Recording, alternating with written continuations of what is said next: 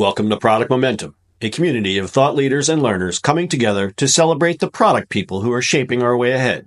Inspired by our most pressing questions and insightful guests, we'll explore the challenges you face and offer practical, hands-on guidance your team can implement today. This is Product Momentum. Here are your hosts, Sean Flaherty and Paul Gable. Hey, Sean, we're here at Industry. We just had an opportunity to interview Melika Hope.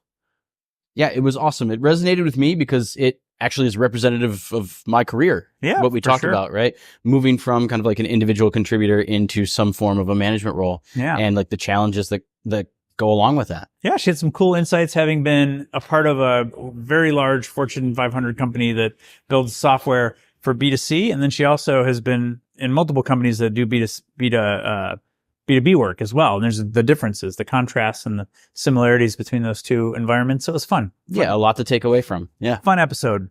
Let's get after it. Let's do it. Melika Hope is an international-minded leader based in New York, where she is recognized for her exceptional experience in product, business, and people leadership. With a strategic and analytical mindset, Melika leverages her integrated background in finance and product management to develop and execute strategies that fulfill customer and business needs simultaneously. She places great emphasis on data-backed prioritization, customer empathy, and strong execution to drive success.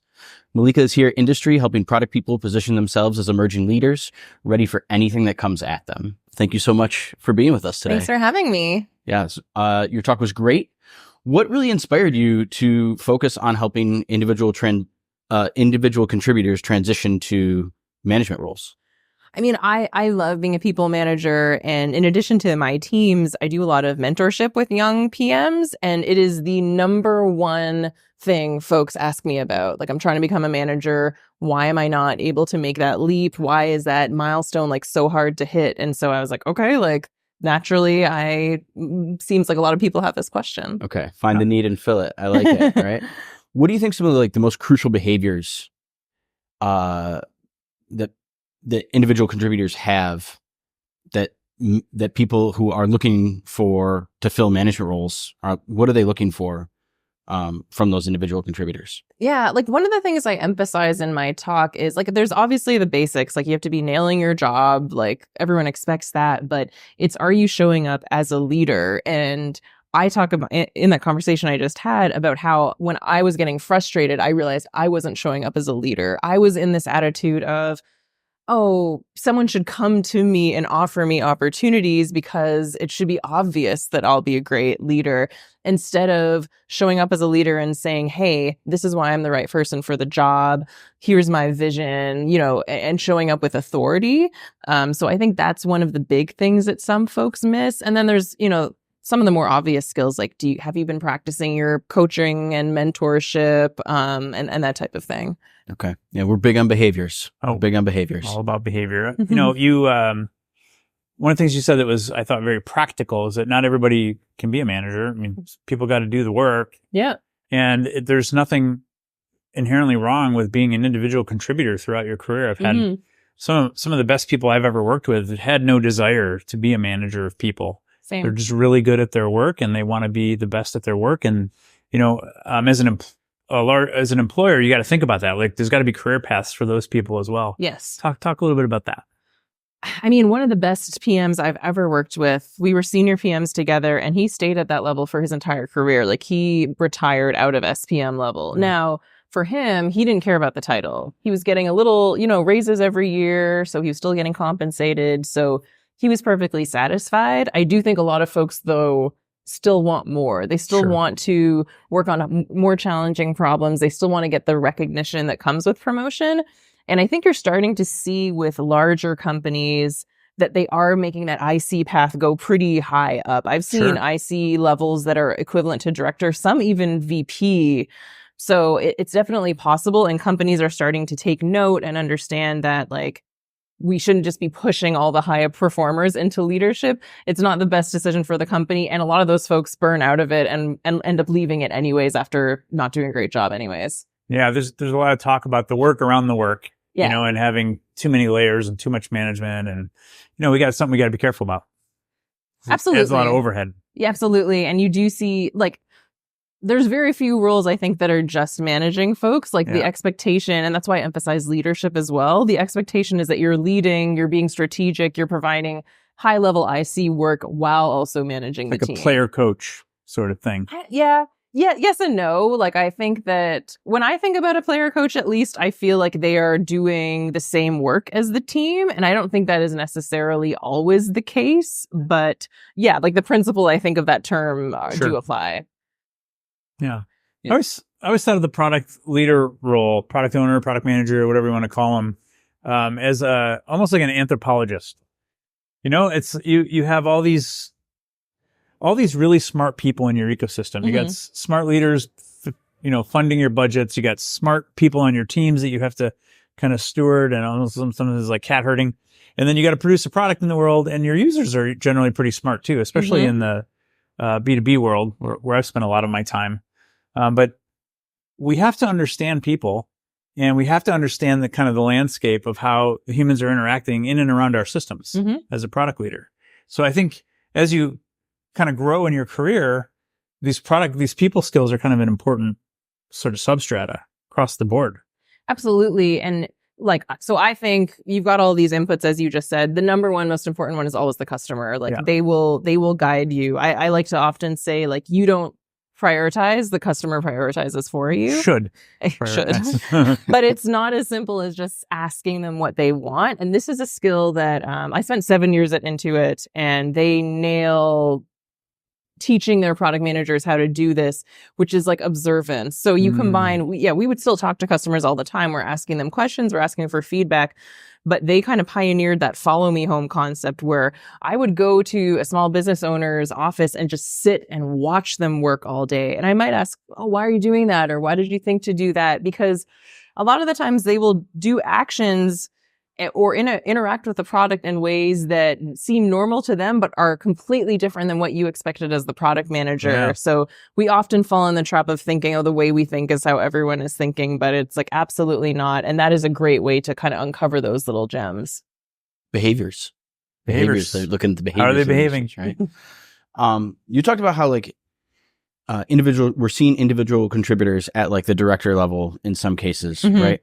What are the expectations of somebody that's going to be an individual contributor at that level? Like, what do you think those people are tasked with on their either day-to-day basis, or just like, what are the main goals for those roles?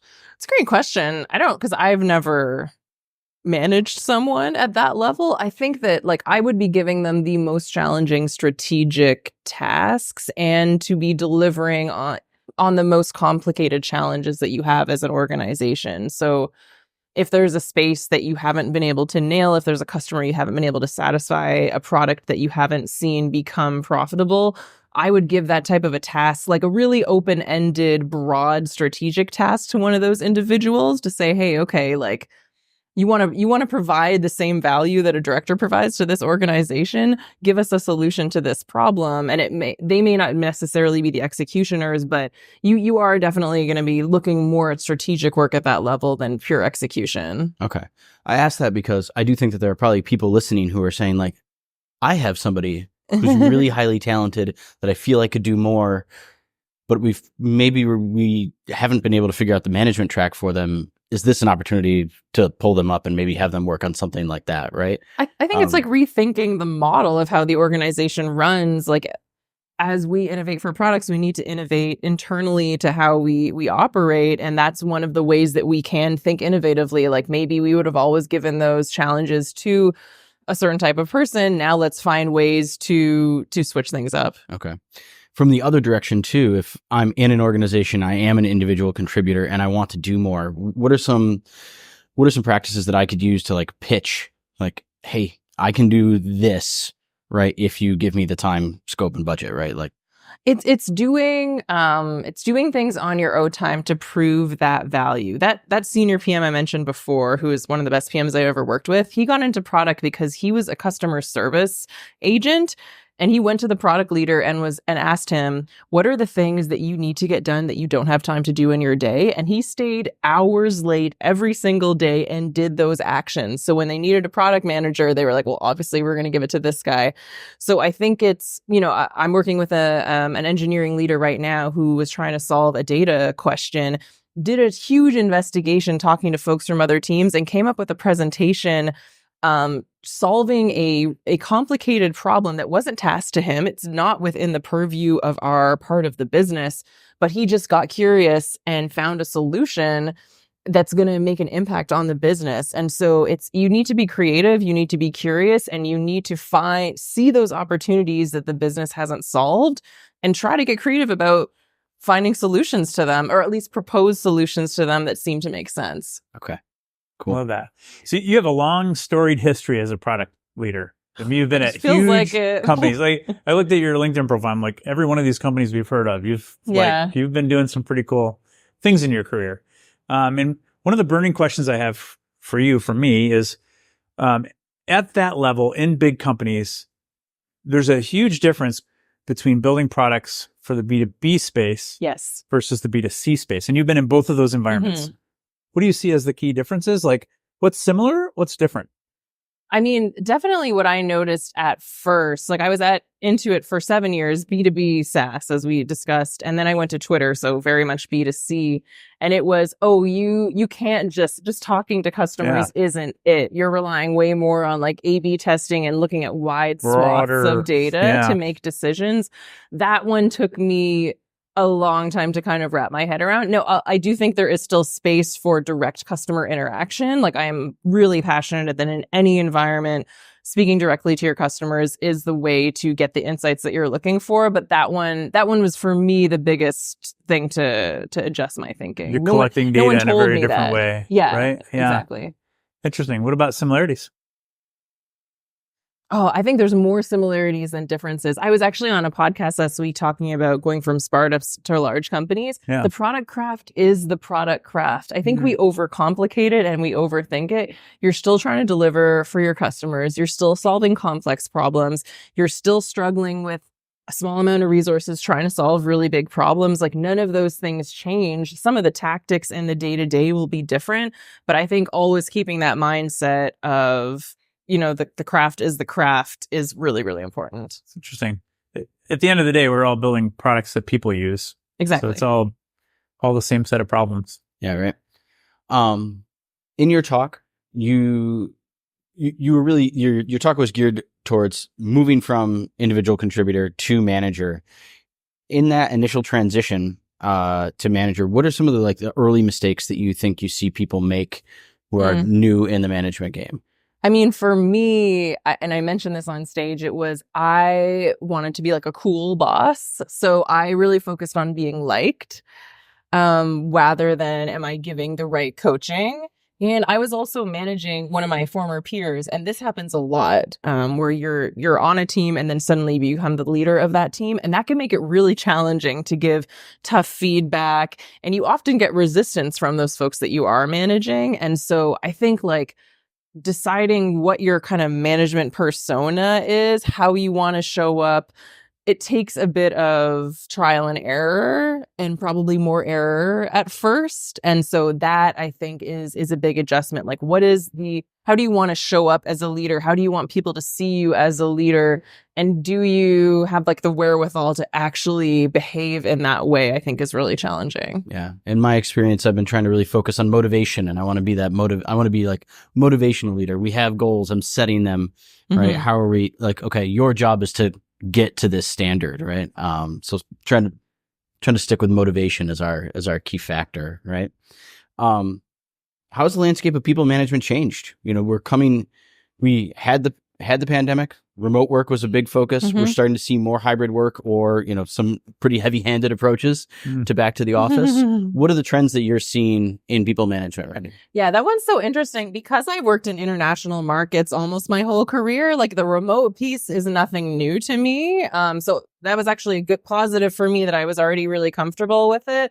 What I'm finding now, managing, you got some of the Gen Zers, or the Gen Zers, as I would say as a Canadian, coming into the industry. I find more folks actually aren't as interested in becoming managers anymore. I get a lot of folks saying, like, I'm comfortable in that IC stage. And I think some of it is probably coming from this desire for more control over your destiny and control over your career. Like, we are in a really tough landscape in tech right now.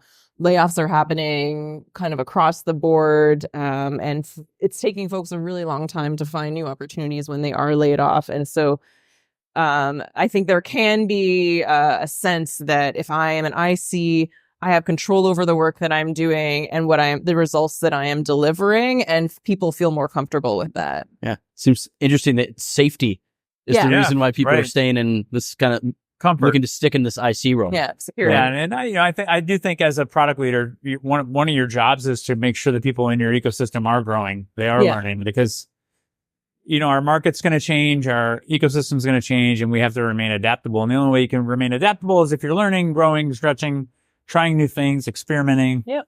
We all exist to create a different future, to create a product that didn't exist before. This is essential to our role, right? Yeah.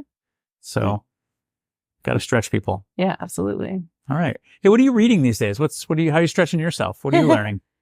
It's funny. We were just talking about this backstage. So I get this question a lot. I do not spend my leisure time learning how to do my job better. So I'm reading fantasy novels. Awesome. That is like all I do. I'm a huge gamer and a huge fantasy novel reader in my spare time. Awesome. Yeah. I think you need to learn outside of like your professional space. So yeah, there's nothing wrong with. There's a lot of things you learn outside the professional space that it's like you don't know when it's going to happen, but you find a way to apply it in the professional space as well. Yeah. And one of my managers at Twitter, who was really great, when I told him that, he was like, I'm going to buy you some books and you're going to read them and apply them. So he bought me a book about like a Navy general who was able to change the composition of his team and like how they operated together. So it wasn't so much like a book about product management, but it was a book about leadership. And I did find that really inspirational. So I am trying to like kind of push myself in those ways. David Marquette. Turn the Ship Around? Turn the Ship Around. Yeah. Great book. Yeah. Seen him speak too. He's a great speaker. Oh, yeah. Awesome. Awesome. How do you define innovation? That's a great question. I think that there's been times in my career where I've been pushed to be more innovative. And it felt kind of like a buzzword in those moments, like innovate for innovation's sake. I think efficiency is really closely linked to innovation. Are we finding ways to solve problems in ways that are more efficient, be it with our time, with our resources, and what have you? Are we finding new ways to solve the world's problems better? That's probably how I would define it. All right. So for you, innovation's about efficiency and making the world a better place. I think so. Yeah. But I mean, don't hold me to that because I haven't really thought about a definition before. It's awesome. I like that reaction. Right? So we try to keep people on their toes here. That's great. Fair. Right? Yeah. Well, thank you for joining us. It's been a great episode. Your talk was amazing. There's a lot of energy here at Industry about it. So appreciate you. Thanks for having me. It was a pleasure. Yeah, really unique topic. Thanks for being with us today. Thank you. Well, that's it for today. In line with our goals of transparency and listening, we really want to hear from you. Sean and I are committed to reading every piece of feedback that we get, so please leave a comment or a rating wherever you're listening to this podcast. Not only does it help us continue to improve, but it also helps the show climb up the rankings so that we can help other listeners move, touch, and inspire the world just like you're doing. Thanks, everyone. We'll see you next episode.